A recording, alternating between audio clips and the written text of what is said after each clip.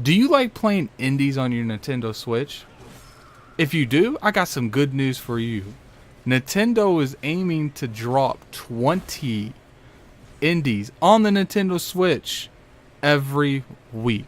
So at the shareholders meeting, they actually announced this news. That's their goal here going on forward. Now, when I see that, I get a little itchy. Like, I don't like that. That's bad news to me. But at the end of the day, games like, as you can see in the background, games like Battle Chasers, they work really well.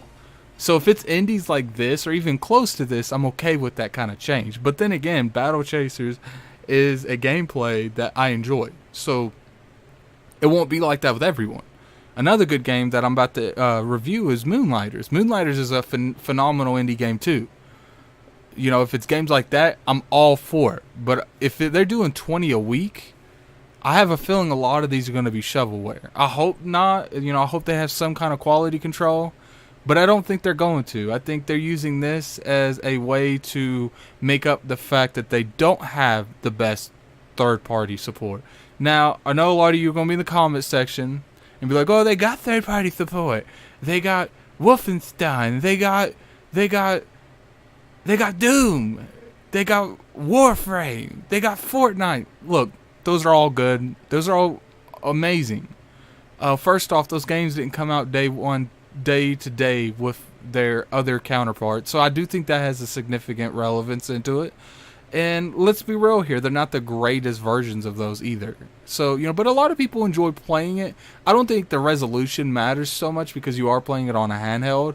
If you play it on the screen, it might mess up a little bit more. But when you look at it from the standpoint of how the game plays itself, the frame rates, they're usually pretty good on these games. Like, I saw some Wolfenstein stuff on Digital Foundry. It had some dips, but for the most part, considering it was on a Switch, it played really good. Now, what do I feel like with this? It's like I said, I'm a little skeptical with it. I do think that they're using this to fill the void with that third party, and that's not necessarily a bad thing. Because, let's be real here, you can want games to be on the Switch all you want. If they're not physically able and they can't run on the Switch, there's literally nothing you can do about that.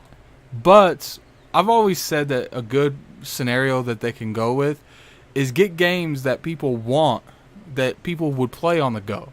Like, I think XCOM would be a great game to play on the go. I would buy that on the Switch. The sports games obviously wouldn't be what they are on the other platforms, but get that Switch version. I think those would do good. Now, I don't think 2K is making the next wrestling game, which, I guess it didn't sell. But at the end of the day, they can make all these platforms all they want. And if the platform consumers don't buy them, they're not going to mess with that platform again. So I highly encourage any Nintendo Switch person, buy these games when they come out.